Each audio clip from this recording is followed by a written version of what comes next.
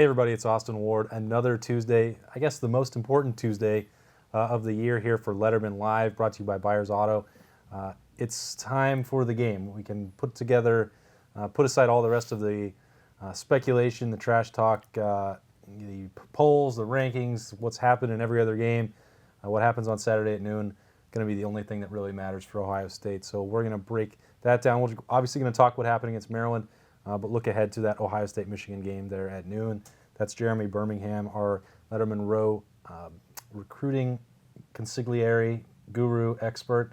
Wow. That was a hell of a compliment. Good Lord, that's a lot of words. I'm not sure exactly what he wanted me to call him. Guy. I read about... he's a recruiting guy. And this is Zach Boren. You guys know him. He doesn't even need an introduction. He has some gold pants. He played linebacker. And if you watched Buckeye Q this week, you relived that 2012 game. Hopefully you've all seen that already, but Zach's also shared some words about what this rivalry means already. He's going to probably do that again once we get him worked up a little bit. Yeah, for sure. At some point. Doesn't take much, does it? No, it doesn't. And that's the best part of it. So this one is a little freewheeling. And Zach, let's relive it a little bit. 52-51. You obviously broke this down on Buckeye Q this morning, but you come out of that game, if you're Ohio State, how do you feel? You know what, the more people I've talked to, and especially after breaking down the film already, we did yesterday, I honestly feel like that game couldn't have come in a better time for Ohio State. I know we talked about it a little bit yesterday, but the more I dive into it and really think about it, it was the best time. They came out with a win. Number one, that's most important, right? Especially this time of year in November. You need a win. Secondly, the Ohio State defensive coaches throughout the year have almost held on to their philosophy, right? Because we've all seen, hey, they perform really bad in the first half, and then for some reason they come out in the second half, they're a completely different team, right? Well, they did that on Saturday, though. They only gave up 18 yards in the third quarter. The third quarter, right? So then it gets to your point. Yeah, but finally I feel like it was a whole game where they gave up 51 points to a Maryland team, and so now at some point I think the coaches are finally like, hey, we need to make some changes. I think as a player, right, it's a bad taste in your mouth, so now you're going to come out and say, let's go. Yeah. Like it is, we played bad. Everyone's talking bad about us, whether it be local media or national media. And so it kind of puts them on a pedestal and says, hey, some things need to change and the players are motivated to go out and make plays. I'm curious, from a football player standpoint, if you're a linebacker at Ohio State or a safety at Ohio State or a defensive lineman at Ohio State, and your coaches keep putting you out there in situations that feel like, as we watch it, situations where you almost know they're going to fail. How hard is it to continue to go out there and just follow instruction? It's hard sometimes, but I say sometimes because as a defender, you've got one job.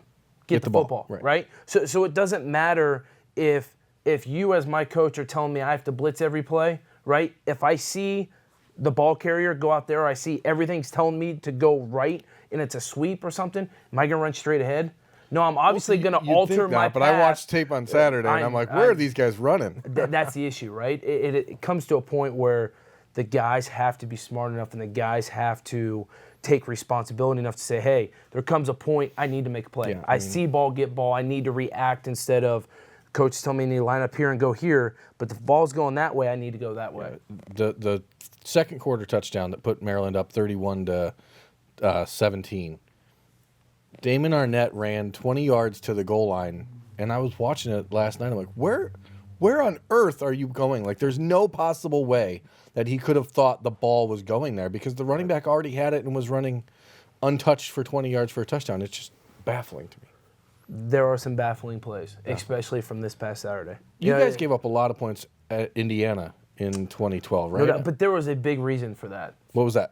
They went 2-minute the whole second half, and I hadn't learned 2-minute yet. And I was in a linebacker. I got to a point, I'm like, Coach Fick, we hadn't gone over that yet, right? Like, we weren't expected 2-minute. They were, But you're talking about, like, the game coming at the right time. How are you going to pick that specific game? But because they got torched. Good memory. They got torched. That was a good memory. They got torched in that game. They didn't really. They had to get the fluke onside recoveries at the end. They gave up 49 points. That game was in complete control and required They did. crazy. They got 2 onside kicks, which I don't know if we've ever seen that. No, of course. But if you watch Saturday, it requires fluky stuff to happen to get to that point. And when it starts to go downhill like that, I mean, you're talking about the timing of how important it is for this to happen right now, or how good it could be. I mean, is there a correlation? Is there? Well, and I'll revert back to what you said about 2012. Later in that game, when they were going 2-minute, we knew they were going to hurry up. We knew they were running almost passing 100% of the time, right? They had to make up whatever it was, 20 points or whatever it was in the last 5 minutes, right? And they got close.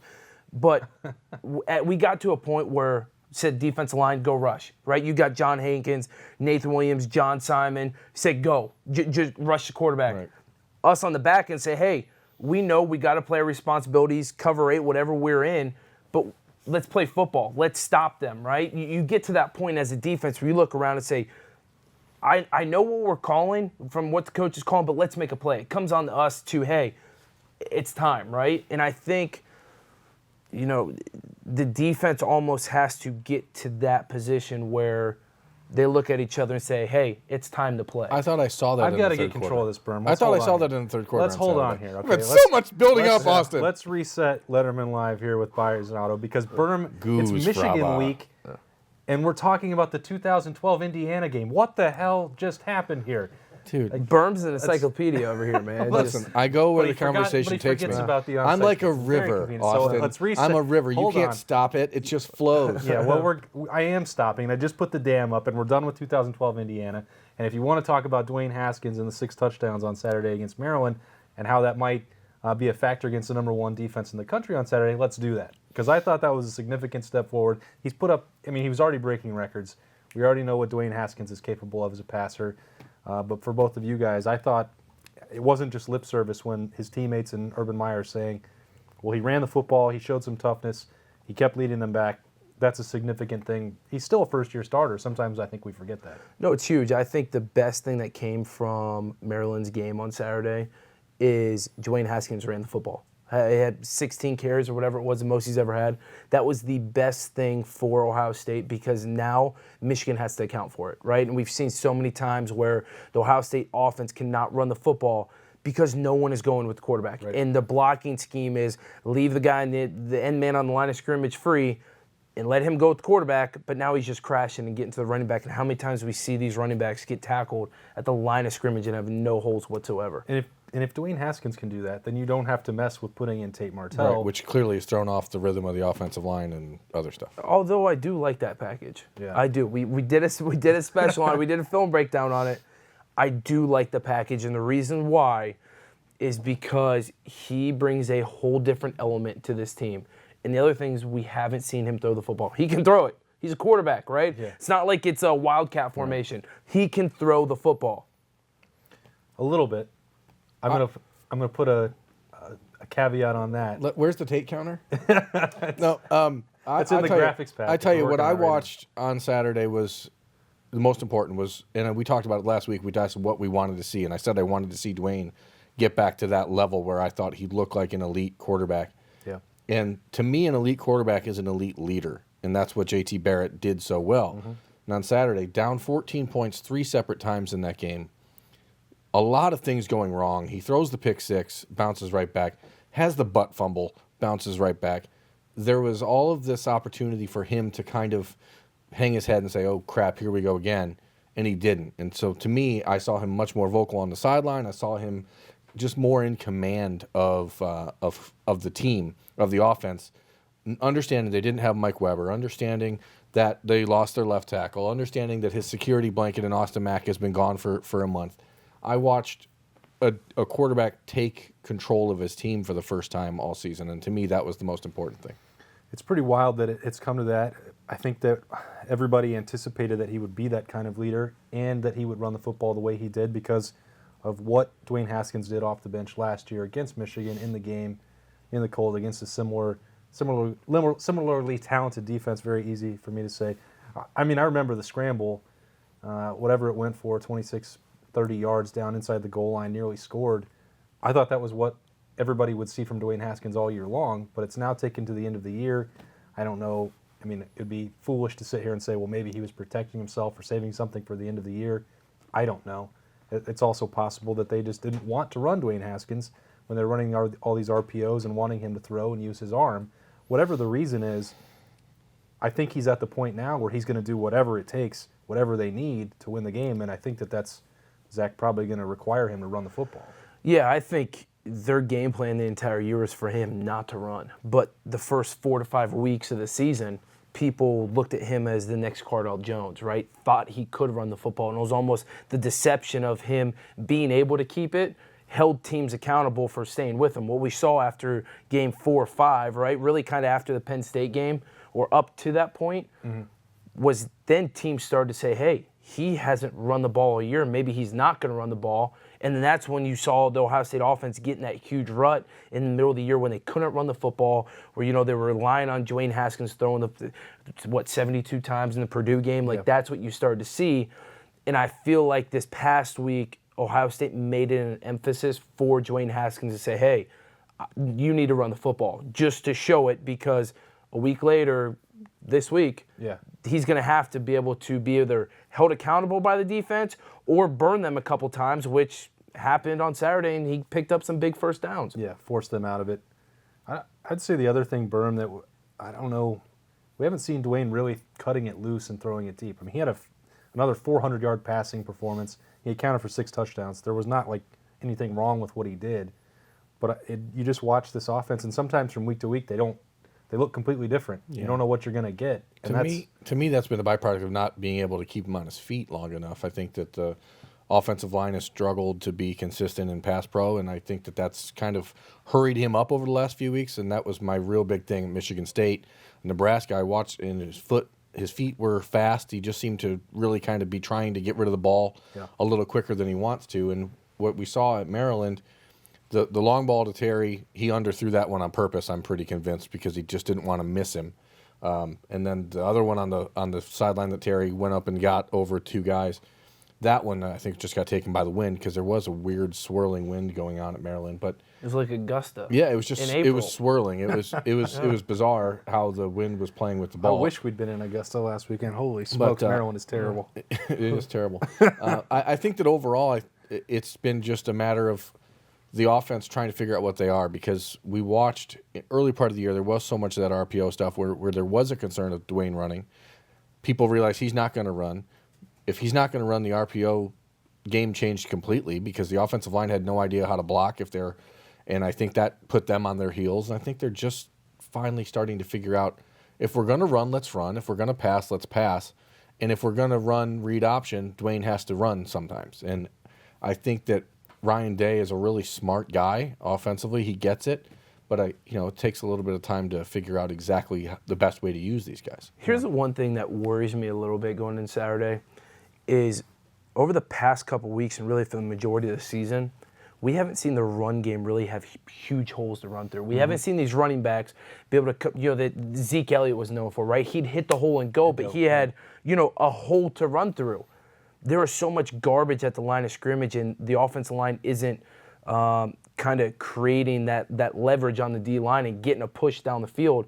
And so we're not seeing holes open. The crazy thing to me is J.K. Dobbins ran for over 200 yards on Saturday, and watching the game, I wouldn't have never thought that, right? I mean, that's what worries me going into the Michigan game, is you don't have those holes that we've seen in the past where running backs are able to make plays. They're going up to a line of scrimmage, tackle to tackle, that is almost super tight, and there's nowhere to go. It seems like everything, Zach, correct me if I'm wrong, it's the perimeter running plays where they're having success, but those can be more difficult to execute against a front like Michigan has. No doubt. If you're not getting anything between the tackles, there might be a problem on Saturday. There might be, and that's why I think we've seen such an issue with short yardage this year, right? Because guess what? In short yardage situations, you're not running sideline to sideline. I think, one of the best things Ohio State did was it the 4th and 1 on Saturday where they ran the play action to Barry? Yep. Yeah, to Barry as a tight end. That may have been the best thing, because now as a defense, right, you have to account for it. They may be able to show the same look this week. Instead of running Barry out to the flats, they run kind of power right at it, So there's certain things that will put a defense on your heels to show in film. That's almost a setup for the next week. Yeah, a lot of those things that you want to have in the arsenal when the game comes around. This is Lettermen Live, brought to you by Byers Auto. Also, Zach, I love asking you this stuff because I know that there's some things that you can say when the cameras are on and some that aren't. But the trash sets me up, man. The trash talk that comes in from the game, like we've already seen it this week. Karan Higdon yesterday, he may have been nudged into it by the Michigan media. It may not have been a full-throated Jim Harbaugh-style guarantee, but he guaranteed a victory, and at least that's how it's going to be read on Twitter, Facebook, whatever, inside the Ohio State locker room and at the Woody. If that had happened in 2012, or even if what's happening this week, when that happens and you guys get word of that, what is that like when that opponent is talking that kind of stuff? I mean, you get pissed off, obviously. Let's be honest though.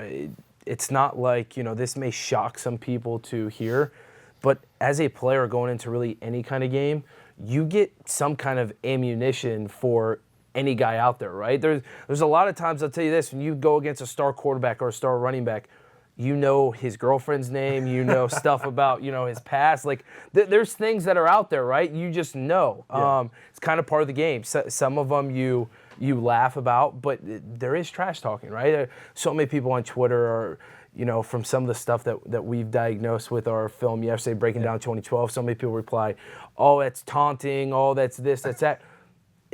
Do they realize this goes on? Like some of the stuff that they don't see from a show, like someone showing someone up. There's words being expressed. Even if someone's walking by one another, words are being said. Yeah. We could have a good talk off camera about some of the stuff that I have heard. Do you think that it's? I mean, Ohio State's been so disrespected all year long, from the media circus that started back in August to the inconsistency on the field, to now questions about Urban's health, about all these things. There is this sense almost that they shouldn't even play the game on Saturday. I think if you listen to what people are saying, Michigan's favorite in the game. Ohio State's been a favorite for 51 straight games. Yep. You have Karan Higdon making that guarantee. You have Michigan radio stations giving away tickets to the Big Ten championship game on Friday of this week. So I mean, it's like, isn't it kind of reckless to poke a bear like Ohio State at this point? That seems kind of dumb to be giving away tickets to Ohio State Northwestern. It just seems, doesn't it just seem reckless? I mean, I understand you as athletes, as competitors, you're always confident, but doesn't it make more sense in this sort of situation to go in with your head down a little bit and shut the hell up? I've always thought it's easier going into something as the underdog and a chip on your shoulder, rather than going in as the favorite and expecting to play, right? I would rather, as a player, 1,000% of the time, would rather play Michigan as an underdog than go on the road to Purdue and be favored by 35 points, right? Yeah.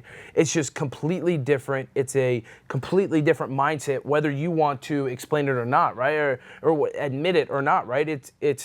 There is a mental aspect that everyone goes through, and going into a game, especially in a game like this, college game day, knowing that you're the underdog, knowing that the national media, the local media is doubting you, fans are doubting you, it just adds a little bit to you from, you go out there trying to prove a point. Yeah, Isaiah Prince was asked today why he doesn't like Michigan, and he kind of skirted around the question, but the one thing he said was that they're cocky. Yeah. And I'm like, I mean, everyone's cocky. You're all college football players, Division I athletes. But for a program that has played up this revenge tour and all this stuff, like, doesn't it make sense to just shut up and play the game? The revenge tour thing is stupid to me. Like, this is the only game that even matters to them. Like, I don't get it. What drives me crazy is, they've had a good year. It's like they finally have had a good year since 2016, right? The thing that drives me nuts is, let it speak. You can act however you want during the game, right? I don't care if you go around and act like a jackass and you act as the cockiest dude on the field. I'm okay with that. What I don't like is that after the games, when the game's over with, you're still carrying that cockiness. Like, that's when you shut up and say, do you want everything I did on the field speaks for itself?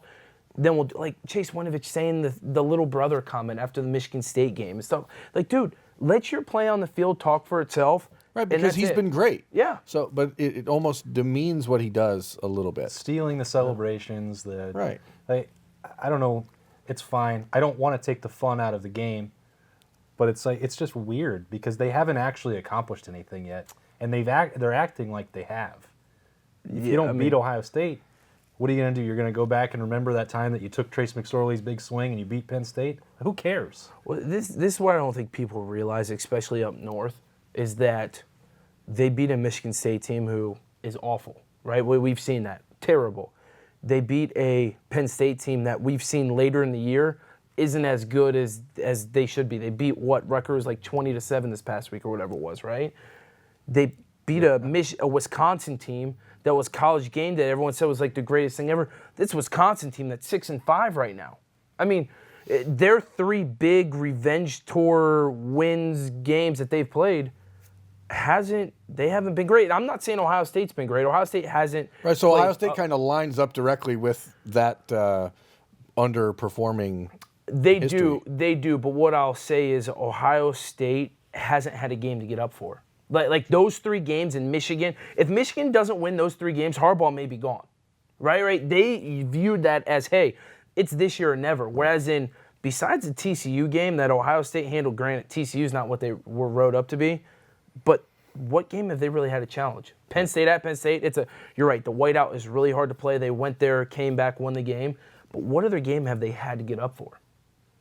Haven't had to do it in a while. Nope. No, maybe all year. Yeah. I think that when you look at Ohio State's year, and Berm is hinting at this, that they're 10-1 and underperforming.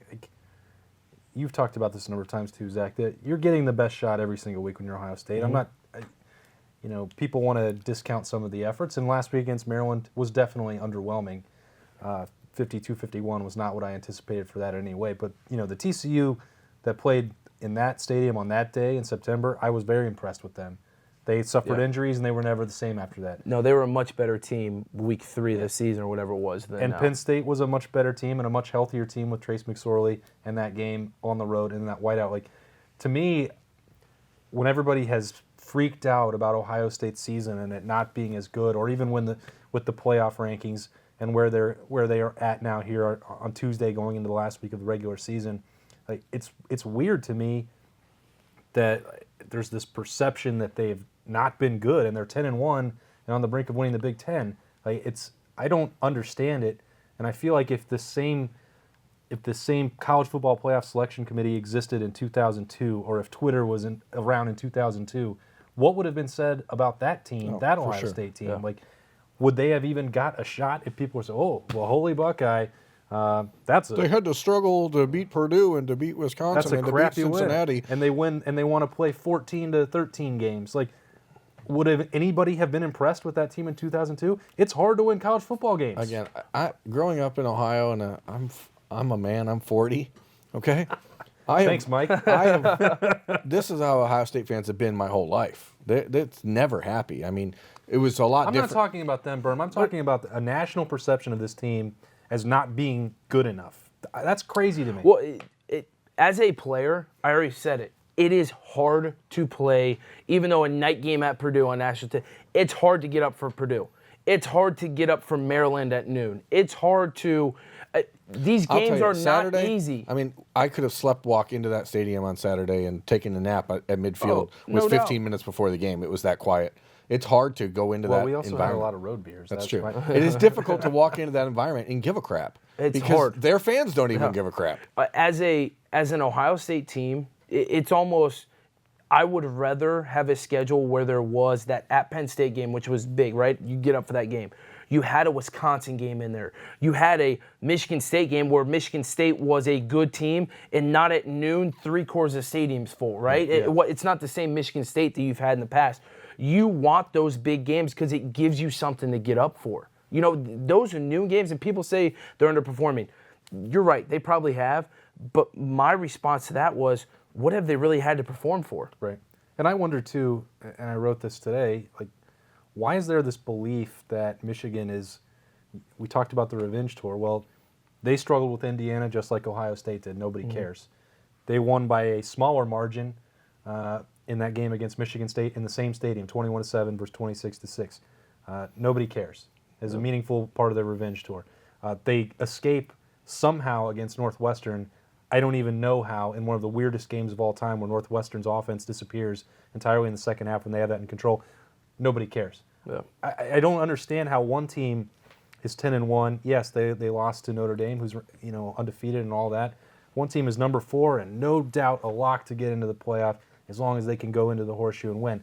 And for people that are sitting there looking at the playoff ranking and saying that Ohio State needs a ton of help, why? I just don't get it. If they beat Michigan and they win the Big Ten at 12-1, what else are you supposed to do? Here's the other. You say that, and I feel like everyone's had a target on Ohio State's back, especially with the Urban Meyer stuff this year, because you bring up Michigan, I'm going to bring up Oklahoma. They should have gotten beat by Army at home. Should have gotten beat.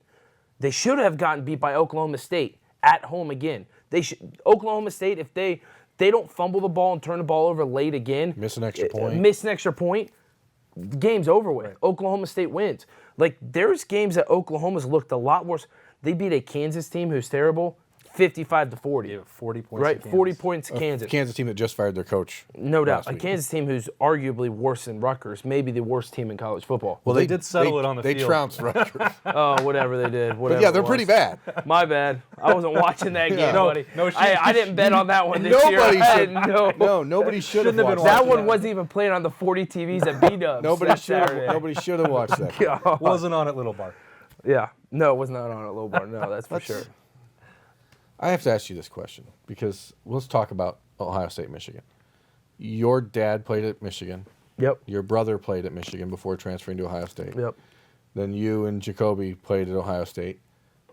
What was it like growing up? Because you were probably a Michigan fan until a certain point in your life, right? We were huge Michigan fans. My mom went to Michigan as well. My mom ran track at Michigan. So that's where my parents met. Actually, I wouldn't be alive if it weren't for, not many people know this, but the Steiner brothers, Papa Pump and the Bulldog. Big Papa Pump. Those were my dad's 2 roommates in college. And my mom was best friends with Rick. And so that's kind of how my parents met. But Do they still run around with Big Papa Pump and his crazy? I haven't seen conspiracy Papa. theories? No, I haven't seen Papa Pump in probably. God, I was in probably 7th grade. I gotcha. So it's been a while, right. right? But when we go up there, if he was there, we'd see him. But huge Michigan fans. We'd go up there probably 3 times a year, and every time we went up there, we hung out with Bo. We, would see Coach Carr on Friday nights. Like, there were things that we always did, and we all thought we'd end up going there. It came a point when Justin was Like, how was that leaving received Michigan. when, that's a huge break, right? I mean, yeah. in the family circle to say, you know what, I'm leaving Michigan, I'm going to go to Ohio State. Because 2007 or whenever this happened, Yeah, it was 2007. Twitter hadn't been invented yet. We didn't Right. really get all the stories. Like, how the hell did that happen? Literally, Justin could not stand Coach Rodriguez or the O-line coach. He was talking to Coach Carr. Coach Carr was still around. My parents and Coach Carr sat down with him, said, give him through spring ball, see if it gets any better. Didn't get any better, so Justin got to the end of spring ball and said, I'm either quitting and coming home or I'm transferring to Ohio State.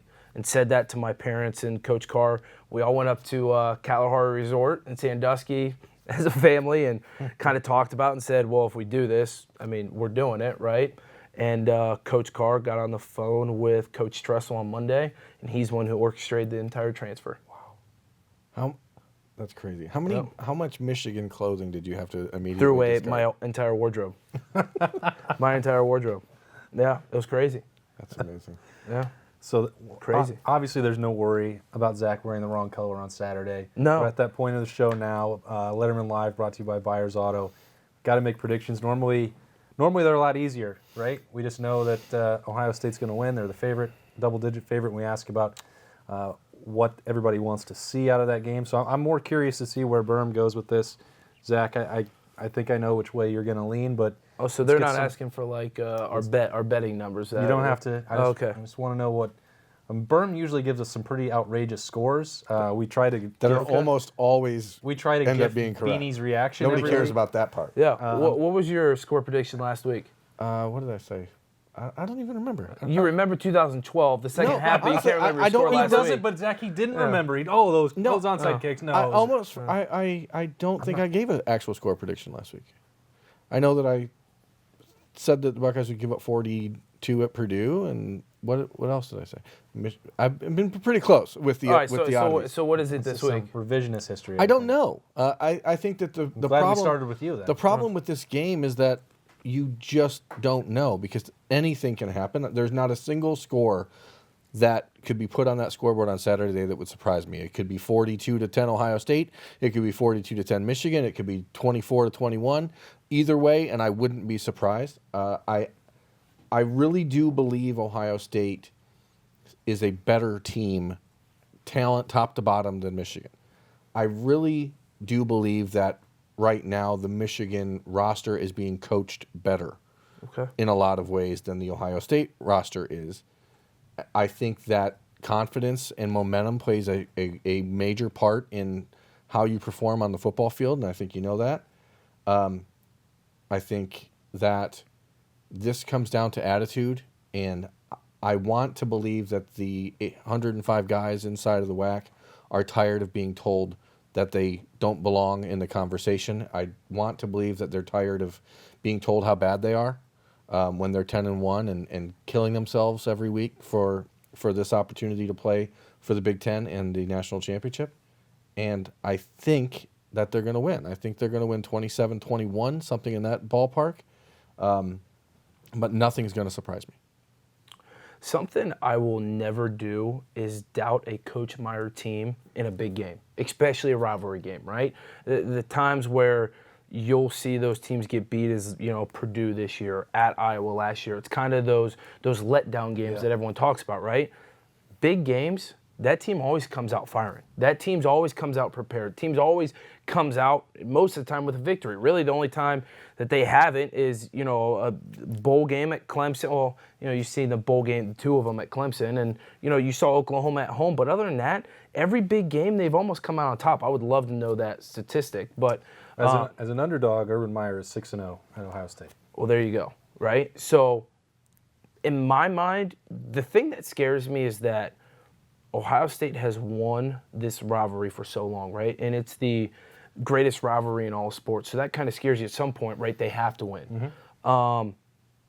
The thing that I'm going to say, though, is Ohio State is up against the ropes, and I think the time where Michigan will knock Ohio State off is when Ohio State is so far ahead. It would have been like a last year's game, right? Or 2013. Yeah, or 2013, exactly. A game like that where Ohio State is so high and Michigan is just having a mediocre year. Yeah. I think that's the time it happens.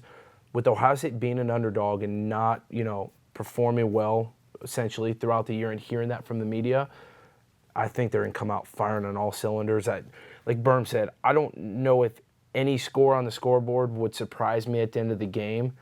But deep down, I really think, the defense is probably going to give up 17 points, and I don't see how that offense of Dwayne Haskins and starting to run the ball a little bit more, and I know they're going to do some more creative things, don't put up probably 31 points against Michigan. So I'm thinking like 31-17, something along those lines. Michigan's defense has been on the field this year and averaged for only 55 plays a game, which is by far the lowest in college football. Yeah. Ohio State ran 105 plays last week at Maryland and generally are in the 85 to 90 a game range.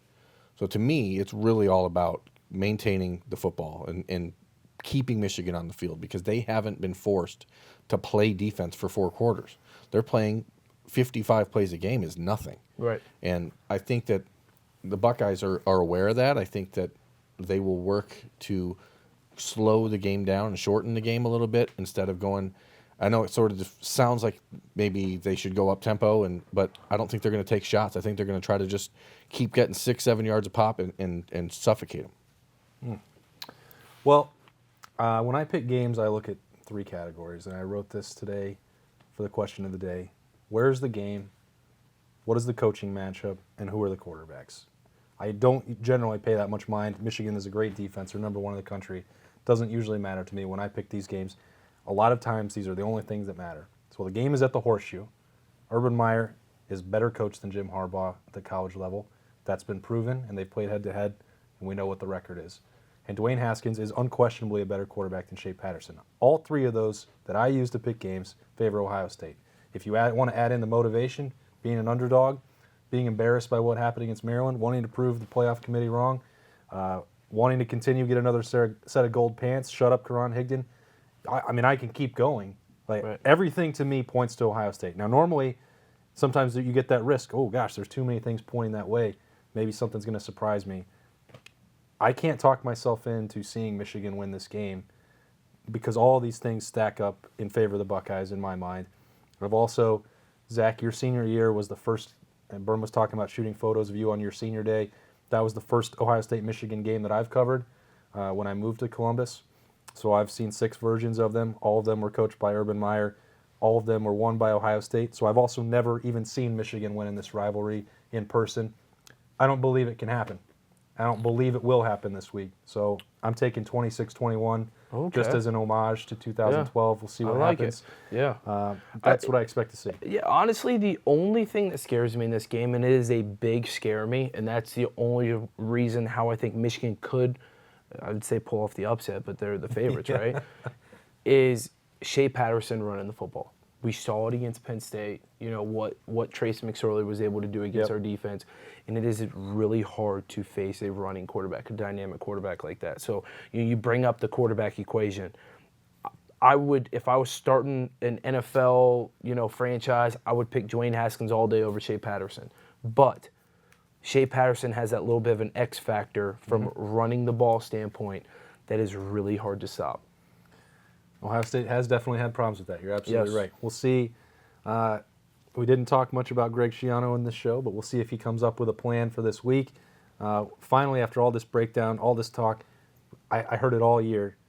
Could this version in October of Ohio State beat Michigan? Well, that doesn't matter. What matters is on November 24th at noon, what version of Ohio State shows up. The 3 of us all picked the Buckeyes to win that game. We'll see what happens. At some point, that streak's going to end, but I don't think it's going to be this week, guys. That's Jeremy Birmingham. That's Zach Boren, former Ohio State linebacker, owner of some gold pants. I'm Austin Ward. This has been Lettermen Live, brought to you by Byers Auto. Win or lose, no matter what happens in this game on Saturday, we'll be back next week to talk about it. So thanks for joining us, and we'll see you next time.